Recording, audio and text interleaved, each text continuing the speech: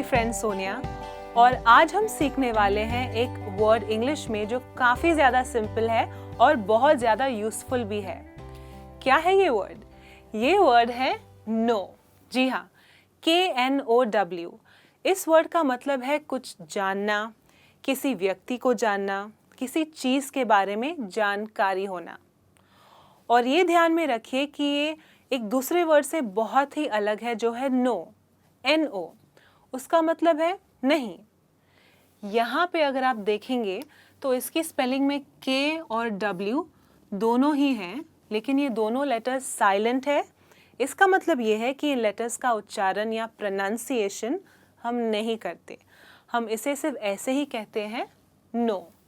और नो का मतलब है कुछ जानना। तो आज हम देखेंगे नो के साथ कई सारे सेंटेंसेस कैसे बना सकते हैं, कुछ पॉजिटिव सेंटेंसेस, कुछ नेगेटिव सेंटेंसेस और कुछ सवाल यानी कि क्वेश्चंस। अब पॉजिटिव सेंटेंसेस क्या होते हैं? ये वो सेंटेंसेस होते हैं जिनमें कोई ना वाली बात नहीं है, कोई नेगेटिव बात नहीं है। तो आइए चलते देखते हैं कि सबसे पहला एग्जाम्पल क्या है। सबसे पहला सेंटेंस है बोर्ड पे, I know how to write an email। इसका मतलब है कि मैं जानती हूँ ईमेल कैसे लिखते हैं। I know how to write an email। यहाँ मैंने an यूज़ किया है क्योंकि ईमेल शुरू होता है E से।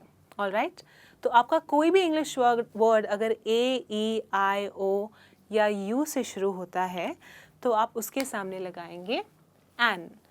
या अगर आपका जो वर्ड है वो इस तरह का कोई साउंड प्रोड्यूस करता है जो E से शुरू होता है तो उसके सामने आप लगाएंगे an। ऑलराइट, अब नेक्स्ट एग्जाम्पल देखते हैं। नेक्स्ट है she knows Tina for a long time. मतलब वो टीना को काफ़ी ज़्यादा समय से जानती है। जी हाँ, फॉर अ लॉन्ग टाइम का मतलब है काफ़ी समय से, शायद कुछ सालों से या कुछ महीनों से, लेकिन काफ़ी समय से। यहाँ पे अगर आप ध्यान देंगे तो हमने लिखा है नोज, हमने ऐड किया है S। क्यों किया है ये, आप बताइए मुझे। अगर आपने ये गेस किया है कि क्योंकि यहाँ पर शी है इसलिए हमने नोज लिखा है तो ये करेक्ट है। जी हाँ, अगर आपके सेंटेंस में I, you, we या they आएगा तो आप लिखेंगे नो। और अगर आपके सेंटेंस में he, she, it या किसी का नाम आता है तो आपको लिखना पड़ेगा नोज। ऑलराइट, अब थर्ड सेंटेंस देख लेते हैं। थर्ड सेंटेंस है We know this city in and out। जी हाँ, We know this city in and out इसका मतलब है हम इस शहर को अंदर और बाहर से जानते हैं। ऑलराइट, अब नॉर्मली इन एंड आउट का मतलब है अंदर और बाहर, लेकिन इस सेंटेंस में मेरा कहने का मतलब ये है कि मैं इस शहर को बहुत अच्छी तरीके से जानती हूँ। ये एक तरीके का फ्रेज़ है या एक इडियम है इंग्लिश में। इन एंड आउट का मतलब होगा यहाँ पे अच्छी तरह से,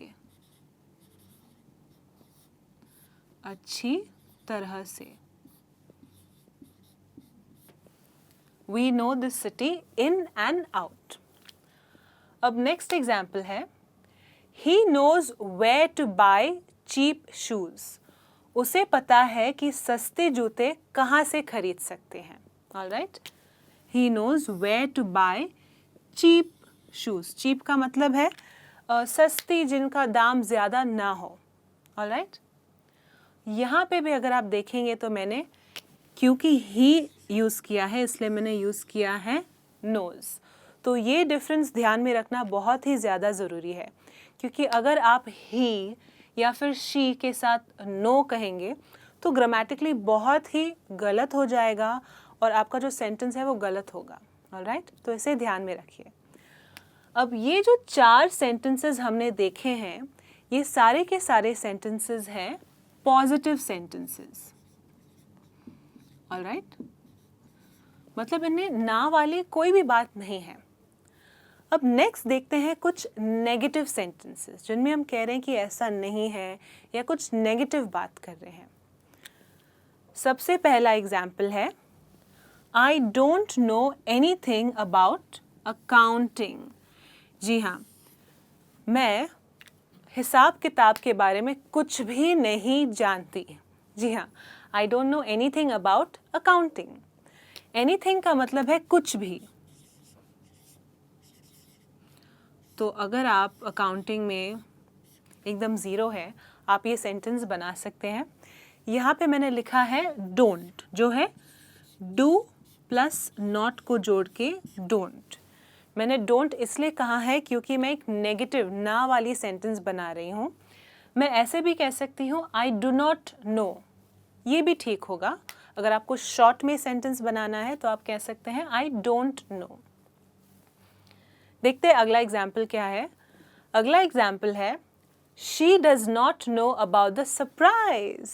जी हाँ, अगर से फॉर एग्जाम्पल आपने अपने फ्रेंड के लिए एक बर्थडे पार्टी सरप्राइज़ के तौर पे रखी हुई है और उसे नहीं पता, ऑलराइट, तो आप अपने सारे क्लोज फ्रेंड्स को जाके ये बताएंगे she does not know about the surprise, so don't tell her, उसे मत बताना, ओके नहीं तो फिर सरप्राइज का कोई मतलब ही नहीं होगा, करेक्ट।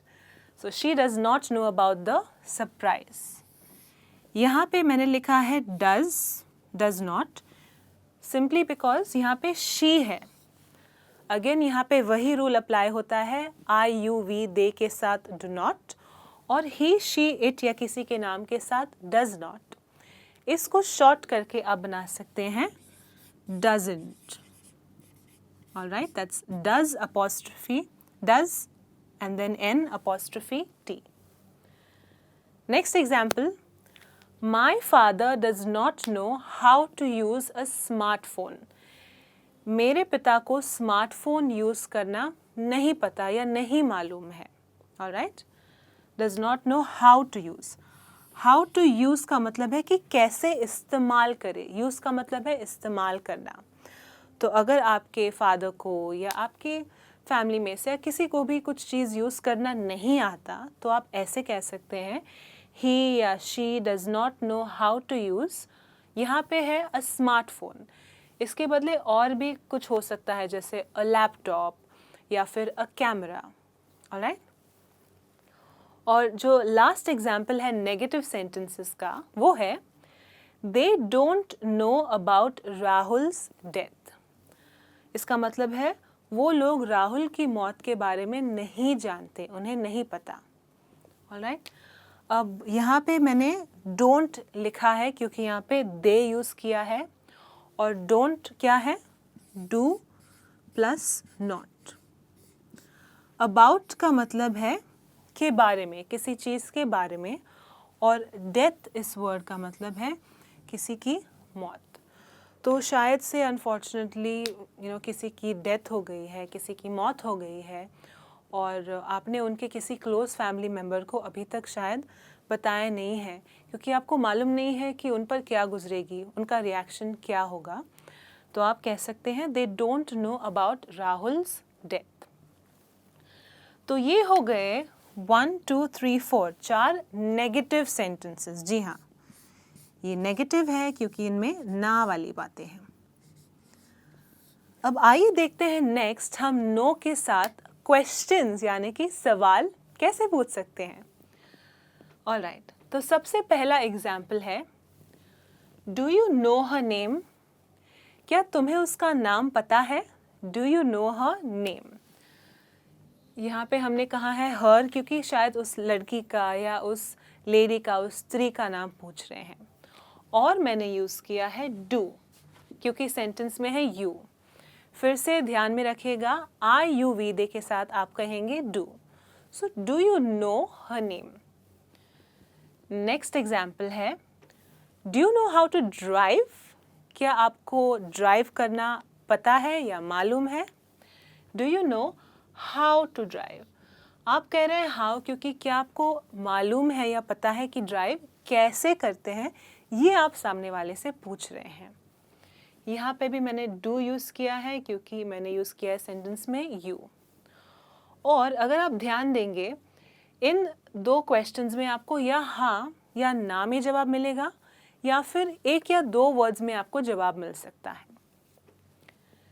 नेक्स्ट एग्जाम्पल है क्वेश्चन का, does he know about your breakup? क्या उसे तुम्हारे ब्रेकअप के बारे में पता है? Does he know about your breakup? यहाँ मैंने यूज़ किया है डज, क्योंकि सेंटेंस में है ही, शी, इट या किसी का नाम आएगा अगर क्वेश्चन में, तब आप यूज़ करेंगे does. So does he know about your breakup? आप जवाब में कह सकते हैं येस ही डज या नो ही डज नॉट, या हाँ या ना। एंड फाइनली हमारा लास्ट क्वेश्चन है यहाँ पे, do you know how much salary he gets? How much का मतलब है यहाँ पे कितना। क्या आपको पता है कि उसे कितनी सैलरी मिलती है? हाउ मच,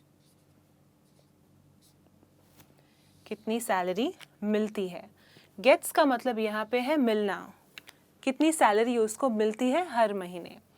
यहाँ पे भी मैंने डू यूज़ किया है क्योंकि हमने सेंटेंस में यूज़ किया है यू।